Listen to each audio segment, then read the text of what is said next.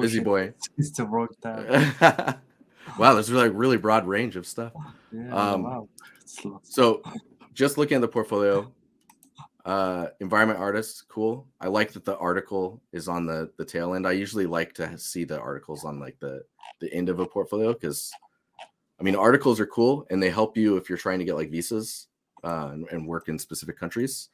But for your portfolio, we're here to like look at your art, right? So I think it's great that as more stuff shows up in here, that the articles are on the tail end.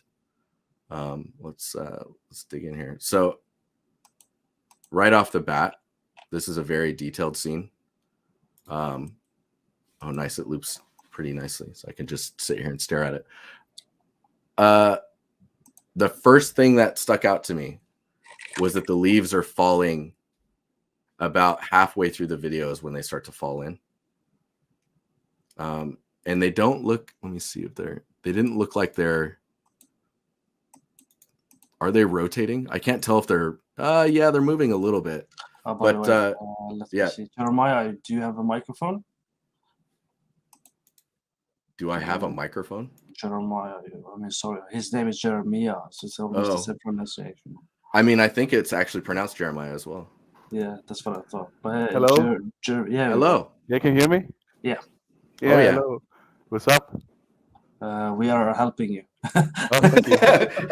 You're like, oh, how's it going? Yeah, well, what's up? Good to yeah, like the leaves. I made the you. leaves like in a reel, but they were very bad. Like it was like a last minute thing. Very bad leaves. Okay. Yeah. I mean, it's not necessarily the quality of the leaves, but the motion is better, right? The motion could be better. It would feel more natural, but the fact that like it comes in halfway through, you basically you need, because this is in Unreal, so what you need is that buffer frame. There's like a buffer window that you can add where all of the particles start firing off and everything is doing its thing, and they're already falling, and then it starts to film or record what you were planning to show. So it basically gives you a bit of time for, because like from this point I should already see the leaves falling, like some down here, because it feels like time was frozen until we started. So that's the first thing I picked up on. The next thing is so the water's quite central, and then the detail around the water feels off to me. Like it feels strange. So when you have like a stream, for example, like usually a stream tends to wind, or like when we do 3D art and stylized work, or just digital art in general, we like to weave or like go left to right with the water and just kind of lead the eye with it. So right now it's quite central, and then you also have like a lot of stuff around it that makes it hard to register that there is water there. Like I see the water when it's moving, but the nature of like what's near water, like it should be like if you look at references, you can see a transition where it transitions into water. Like it's not just grass and then all of a sudden water, unless it's like an overhang. There's usually a bit of dirt or mud that you'll see that as you transition into the water. Yeah, makes sense. Yeah. Yeah, I think some of the other stuff is like, I remember critiquing this. A little bit. Yeah, I remember. Yeah. And like the foreground. Yeah. Go ahead. Like I remember you told me about the I was missing like a layer in the foreground, and then you told me, you got trees and stuff. Yeah. So getting these into the shot, I think helps. They're quite dark. Yeah. Like I think we'll talk a little bit about that, but the core of it is quite dark. Man, I'm learning things from you now. Now I'm talking about cores. What's happening? And yeah, I think if that was filled in a little bit more with some light, and then you were blurring these out, I think you would shift the focus, because now you have the layers, but everything's quite compacted into itself still. Yeah. It's really interesting when you go into detail lighting. This is another thing I really like, is when you see detail lighting, it really helps you understand the material attributes that are being displayed on the assets. So like this is substantially darker than this, and this one actually reads a little bit easier. So it makes me think that some of the surfaces, the materials are maybe too dark. Yeah. So you end up losing a lot of the readability of the scene. Yeah, makes sense. Do you have anything?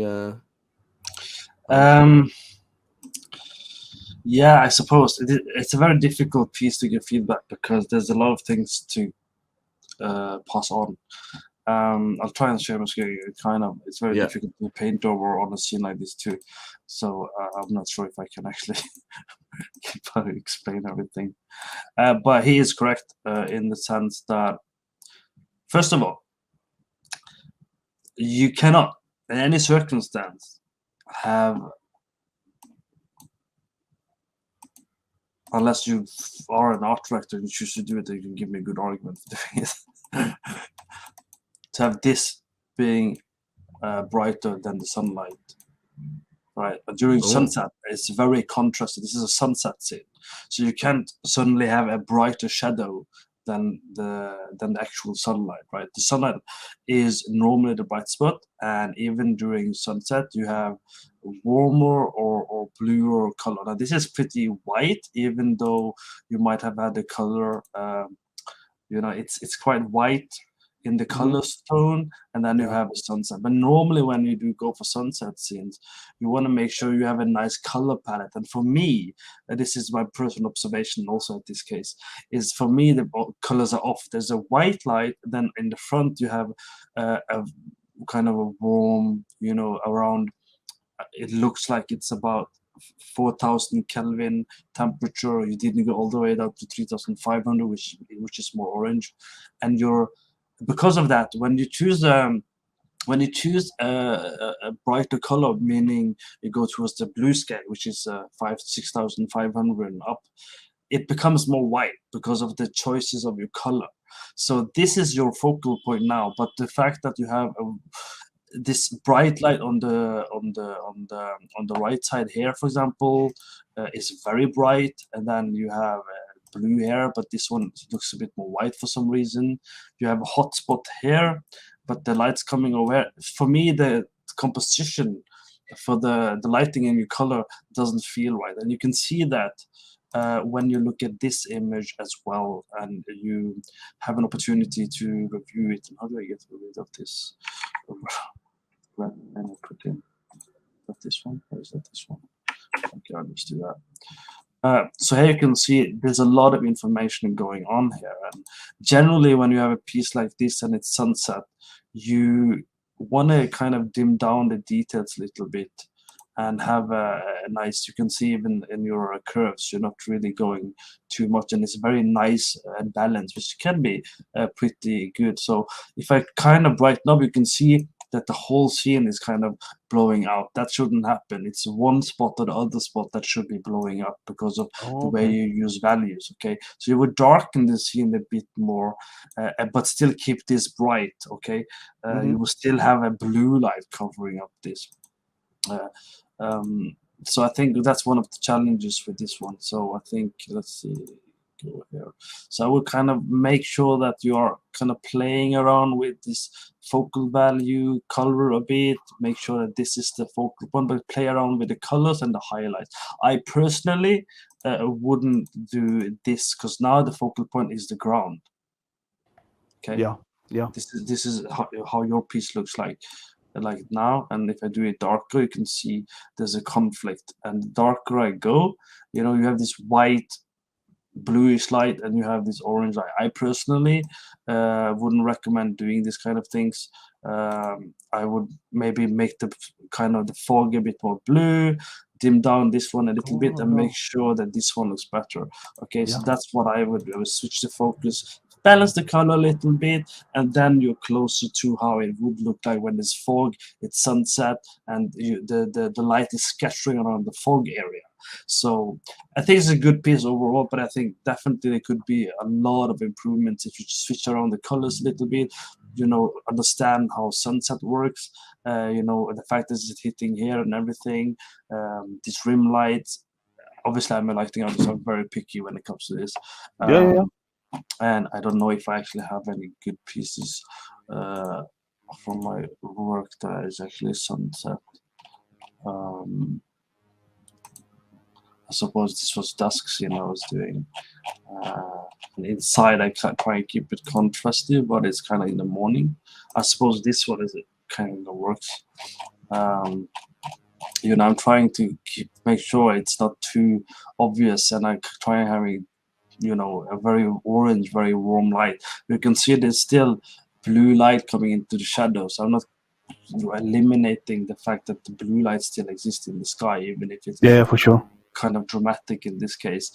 And even my real photography in the background, you can see this is from Morocco. I just was there, and this is sunset during Morocco, and you can see the blue light hitting the shadows, the cat in the middle, in the focal point. It's all there, and I think that's very important when you do this kind of lighting. You really need to understand the different time of day, how it works, the angle of the light. These are all quite important, I think, as well. I think what you do pretty well is you have a general good idea of the general mood you want, but a lot of people they struggle getting the colors. Like the color alone can change your piece. For me anyway, this is just dimming down your sunset a little bit and letting your fog and skylight kind of brighten the sky a little bit, and I'm taking away the white color that is existing, because in real life you don't get white. Unless you have all the three colors. But when the sunlight goes down, you have orange for a reason, because there's no longer white light. Okay. It's all the RGB colors, all the different colors and additive is what makes white in lighting. Okay, additive color palette in lighting, not in Photoshop, but in lighting. These are the three colors that makes it makes the color white. So when you don't have all the colors anymore, which is the daylight, which is white, it's because there's an imbalance of color. So when the sunset happens, you have more of the warm color. It's a very complicated topic, but you want to respect that, because as photographers, cinematographers, lighting artists, and even normal people, they will look at it and go, okay, something just seems off. Personally, I think this looks a bit cleaner. I like this one better as well. So that's just my art direction, really. So you can take it the way you want it, but that's how I would have done it. So yeah. What do you say, Jeremiah? What's your thoughts on it? Yeah, I like the way I didn't even think about, giving the fog a color, like a tint. I think it works way better when the fog is a bit bluish. Because the way I did it, I remember I had like the general, like all of the lights were like warm, except for some lights on the arc. They were like cold. Like you said, there was like a bluish light on the arc, because I made that one cold. I don't know. I guess I was trying to do some contrast and stuff. I didn't really know what I was doing, I guess. I don't know what I'm doing either. I'm just don't worry. Yeah, but I get it. Yeah, makes way more sense now. I'm happy it's useful. Dynasty, you have anything else? Just because both of you, Jeremiah, she's referring. Oh, you're about to mute me? Yeah, no. Do you want to anything else you want to add, Dynasty? On that last piece, I think you're pretty spot on with like adding the color to the fog, and like just making sure that the temperature as well as the amount of brightness coming in and then the brightness coming out. I didn't even realize, like, it kind of feels like, because of that, it feels like a set. Like it's not being affected by natural lighting. It's being affected by like a set lighting setup, like you're on a set of a film or something. Nice. So yeah, adding color to your fog or your atmosphere is like exactly what is happening in real life, right? If it's not direct sunlight hitting the fog or the atmosphere, it's just the atmosphere color itself, which is this blue. Yeah, I'm no lighting artist, so I don't. Well, for the record, when I'm doing this, I'm like, oh yeah, fuck, it worked. It looks better. Oh yeah, it's good. So I forget what the term is called, but as highlights go back in distance, the atmosphere isn't able to block out those photons from reaching your eye. But in shadows, the shadows become more the color of the atmosphere. So like whenever you see shadows at a distance, they should just be more of the color of the atmosphere. I forget what that, do you know what that term's called? I mean, I normally call it fog scattering effect, but one thing you also have to remember with the fog, which I don't want to say because I don't want you to misuse it for your image if you do update it, is when the light hits the fog, it diffuses and it bounces more. So the minute you have fog, it doesn't just really show the direction of the fog. It's gonna go into the woods and it's gonna brighten up your scene a bit more in real life anyway. That's why you see a lot of concept artists. If you ever pay attention on ArtStation, when they're doing underwater cave or caves or anything, they add a lot of fog because they know and understand that the fog is used to excuse that there's more light coming into the darker areas to spread the light. And that is the problem with Unreal as well. When people are using Unreal, it does it too much, and it ruins the piece actually more than anything because people just leave it, and it's like all over the screen. So that's the problem, I think. I wanted to look at the other scene. I don't know how much time we have. I'm keeping going as long as I can, and as long as you can. I can probably do. Do we have another portfolio? We have 1, 2, 3, 4. I mean, there's quite a few, and we gotta have to say stop eventually because the longer the stream goes, the more people jumps on and gonna add more further. So there comes the point where we just have to stop and they have to come back another time. I can do one more after this one, and then I can let you carry it for me. You know enough environment art now, so you'll be fine. So this scene I thought was really cool. There's a lot of storytelling and compositionally, it's really interesting.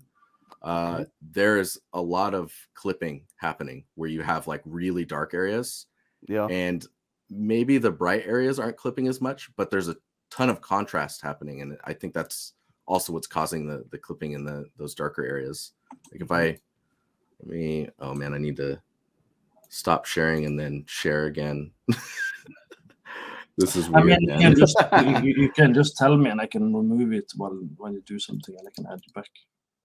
Oh, it's all good. I'm just getting Photoshop up so I can. I like how you're getting into Photoshop. I mean, you started doing it. I'm like, oh, maybe I should do that. Yeah, so I'll just run that thingy again. Need to do it above it though. Yeah, so you can see like where it's. Oh man, this is probably killing everyone's eyes right now. You can see like there's basically nearly zero information in those really dark areas, but the ivy. If we turn this off, you've got a lot of contrast between all of the little leaves. Like just all of this just turns into noise. Let me grab the other image, which is the detail lighting. It's just going to paste. No. I think I have a RAM problem. I copy an image and then I have to wait for ages for it to paste. No, this is not happening. It is happening, my friend. It is happening. Oh, yeah. No, we're not getting a... There we go. Okay. Nice. Cool. I'm not crazy. So it's a little offset, but let's just correct that really quick. And so if we look at this, we get a close enough alignment. So when you have the detail lighting only, there's still noise here, but the contrast is not nearly as harsh. I'm wondering if like maybe the subsurface on the leaves needs to be more extreme or just dialed in. So that way those shadows just, maybe it's just how you're crunching it down as well. Because like, we lose this shape here. Like this is just part of, it just blends into the rest of the scene. I'm just gonna like copy and paste this thing. Getting that to pop out could be nice. I don't know if it's like, maybe it needs to pop out more in like a midway. Yeah, it's just really contrasty, and there's a whole lot of information happening everywhere. So the contrast is just making everything really busy. But I like the environment and I like the idea behind what's happening. Compositionally, everything is fine. Bringing that tree forward helped a little bit. But yeah, I'm curious how we get away from the noise. Yeah, but I feel like also when I was making the renders for this one, maybe because there's so much stuff in the screenshot, then I couldn't really get high resolution. Like if you zoom in, even if you zoom in like maybe 50%, it's already like Yeah. blurry. I don't know. Even though I try, to do the sharpening, everything, but still maybe because there's so much stuff in the render, then I don't know. I couldn't Are get the you? high resolution. I mean, it might be temporal anti-aliasing that's kind of melting everything. You could disable that and then render it like 4K and then downres it to like a 1080 or 1440. Oh, okay. Yeah, that makes sense. And then you'll get the sharp image, but then you'll also get the softening and the automatic aliasing from downsampling the image. So if you can render at 8K and then bring it down to 4, and you'll have a nice 4K render. Okay, nice. I'll keep it in mind for the future. If I can, do you have anything you'd want to add to this one? Probably. I'll just do a quick one. It's not good stuff because I'm trying to be very quick at this stage. But I guess for what you're doing something on your Photoshop, I'll do a quick search. Yeah, don't mind me. So for me, I think Geremia is definitely spot on. So for me, it's very dark. You have some light coming in. You want to again have balance of two colors normally. You don't just want the orange and then orange black. Of course, light bounces around. It's quite bright, so you want to make sure it bounces around. So for me, I would do more towards this direction. Probably balance it out a little bit more. Not have too bright, to be honest. But you want to make sure you kind of don't do it too much. Obviously, maybe make this one a bit brighter. Kind of maybe dim it down a little bit, but kind of make sure the focal point is happening. The disadvantage of this kind of method of lighting is you're also lighting the whole wall on the way down, and it's hitting this area, and then that doesn't necessarily always be a wanted effect. Second of all, it's not a big deal, but technically when you have this contrast scene and you're inside, realistically speaking, I'm not saying you should do it, it's just for learning purposes at this stage. In reality,